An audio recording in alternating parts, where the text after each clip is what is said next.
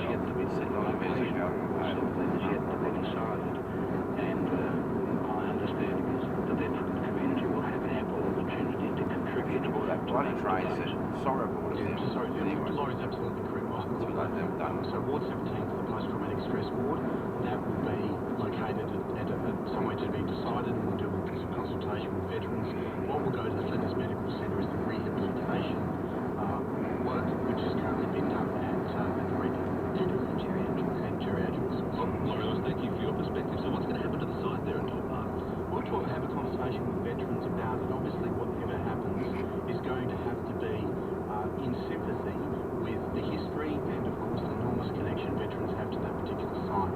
There are buildings on that site that are both heritage listed and, of course, of enormous significance to veterans, and we need to make sure that those are protected. The chapel, of course, and the memorial garden will ensure that those things get protected, and we'll make sure that whatever happens to the site is done in consultation with veterans and in a way that is sympathetic to the history of the site. I think there's an opportunity there for veterans to receive care through other organisations on that site. We've got Vita there, who've established a beautiful new facility on that site, and we'll be working with them to make sure that we get something that's going to continue to provide for the needs of veterans into the future. 12 minutes past 5, the Health Minister Jack Starnes with me in the studio, as is Professor Dorothy Keith, Ambassador for the Transwomen Health Project. State government seeking feedback on this for the next month or so. What's happening at Hampstead then? So, as I was saying, Michael, the issue with rehabilitation is it's far better happening on site with the general hospital rather than in a separate site. There was a time when it was thought best to, when people were ready for rehab, you took them out of the hospital and put them into a separate facility where they could be intensively managed. I think times have changed and thinking has changed, and the evidence really shows that the earlier people get their rehab, the better. And that's why it's so important that we have rehab incorporated with our hospitals so people can get access to it. Basically the day after they've had the surgery, the day after they've had their stroke, these things happen. So we'll be expanding rehabilitation at Monterey Hospital and at the Queen Elizabeth Hospital, putting in pools at those sites and increased rehab facilities, expanding the capacity. Hampstead will move off that site and we won't be providing rehab there anymore. We'll have a conversation with the community about what's the best uses. There are a couple of things there that are important to the local community. One is the pool, and one is there's a big gymnasium there that's used by wheelchair sports. We'll have a conversation to make sure that those community assets are protected. Let's now look at these mega emergency departments. Under what circumstances would ambulances now bypass the QEH or no longer or Monterey and take patients elsewhere? Well, the ambulances will take patients to the nearest hospital that is appropriate for their needs, and the situation is that when someone is sick enough to require an ambulance, they usually require investigations and assessment and treatment backed up by a big hospital with all the staff that's needed. And so what will happen is that the ambulances will go to predominantly Flinders Medical Centre, the Lama Hewett Hospital and the Royal Adelaide Hospital, eventually the new Royal Adelaide Hospital, because that's where all those facilities and structures are to look after the patients properly. I know that another 12 ambulances have been promised, but will that be nearly enough to cope with all this extra transport that's going to be required? Yes, it will. In fact, some of the transport may in fact be reduced by the fact that we won't be transferring patients from one hospital to another because they went to the wrong one in the first place. So ambulances will now go directly to the best hospital for the care of the patient. Sometimes now, for example, an ambulance might go to Noarlunga Hospital, for example, and the patient then needs to be transferred on to Flinders because most patients that need admission from the Noarlunga Emergency Department don't actually get admitted to Noarlunga, and that's a second ambulance drive, a second wait in an emergency department, and actually, misuse of resources. So it's better to go to the right place the first time. Minister, speaking of Noarlunga, given the substantial expansion in the population in that part of Adelaide and the fact that we've had so much ramping as an issue at Flinders, why are you downgrading Noarlunga to effectively a GP clinic?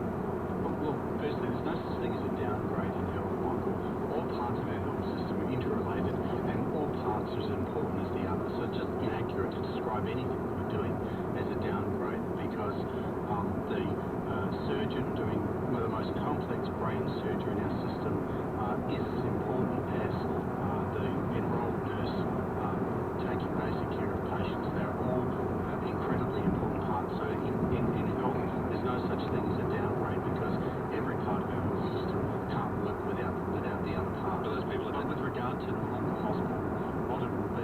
doing is providing a better service for almost 90% of people who present to the Northern Emergency Department at the moment and who don't need to be admitted to hospital. So of the people who currently present, 90% are discharged that day. They're not admitted to the hospital. Half of the people who are admitted are actually transferred up to the Flinders Medical Centre. So we're talking about a relatively small number of people, and we're going to be providing them with a better, faster service where people with broken bones and cuts and need for stitches and burns and so on aren't competing for the attention of the medical staff with people who have strokes and heart disease. Because, well, firstly, often people can't get into a CGP for a couple of days. So if you've got a nasty gash, you can't ring up the local GP and hope to and expect to wait 2 days to see that GP. Secondly, so that's the first thing. Secondly, often we find that GPs in fact prefer people in the emergency departments for those sorts of things because the business models of the GPs means they have to be seeing patients, turning them over, very, very rapidly in order for their business model. Yeah, a lot of questions via the text line. Let's see if we can go through some of these quite quickly. Sue says, what will happen to medical imaging? The medical imaging department at the rehab, what's going to happen to that? It'll be done at the Flinders Medical Centre, so this is one of the reasons why another reason for transferring the rehab up to Flinders Medical Centre is to make sure that the rehabilitation physicians have access to the full suite of diagnostic services like medical imaging, which at the rehab they don't. Someone says that ambulances are at the moment constantly being diverted to Noarlunga because the Flinders Medical Centre is full. How's Flinders going to cope with the extra demand? We need to do a lot of work to make sure that Flinders can work to its maximum ability. One of the problems we have at Flinders is not so much the emergency department, but actually getting people admitted into a bed once the decision's taken that they need to be admitted. And that's where we get blockages in the ED. So we need to fix the back end of the Flinders Medical Centre to make sure we're getting better flows through. But having said that, we're talking about a relatively small number of people of additional ambulances presenting to Flinders. As I was saying, Michael, of the presentations in Noarlunga Hospital, almost 90% of those presentations aren't admitted to hospital anyway, so for those people nothing will change. For the people who are brought at the moment to Flinders, who need to be admitted, who present to Noarlunga, half of them are transferred to Flinders Medical Centre at the moment anyway. So at the moment we have an issue where Noarlunga Hospital, despite having labelled as emergency department, for many presentations, for a significant number of presentations, it doesn't have the ability to look after those patients and they're having to be transferred up to Flinders Medical Centre anyway. So we're just providing for those patients to get better care by making sure that instead of going to Noarlunga, sitting in the emergency department, waiting to be seen, waiting to be assessed, waiting for a decision to be taken that they need to go up to Flinders, it'll be far more streamlined than just be taken to Flinders in the first place, which means you're going to get better care. Let's bring in Stephen Wade at this point, who's the Shadow Health Minister. Stephen Wade, your leader, Stephen Marshall, was saying today that this review will effectively be chaotic and potentially put lives at risk. How so? That's particularly in relation to our concerns about the emergency department proposal. Now, the government says that our emergency departments are too thinly spread when our EDs are already larger than the Australian average. Our core hospital emergency departments are overloaded now, yet the government says that they can cope with up to a 64% increase in caseload in the case of Flinders. The Australasian College of Emergency Medicine, the experts in the field, have said that they don't believe that our emergency departments can cope with this sort of change at this time.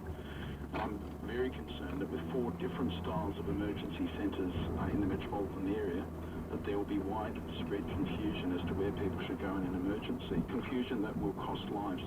Almost half of the most urgent cases that come to our emergency departments come under their own steam. They don't have access to an ambulance officer who can do that preliminary diagnosis. The other thing that's clear today is that the closure of the Repat Hospital is a broken promise by the government. In 2010, Premier Rand said the Repat will never, ever be closed by a Labor government. In 2013, Minister Snelling said SA Health is dedicated to maintaining the same high level of care that veterans and the community have come to expect from the RGH, both now and in the future. Labor's commitment's clearly been broken, and it's striking that they've chosen to breach that commitment.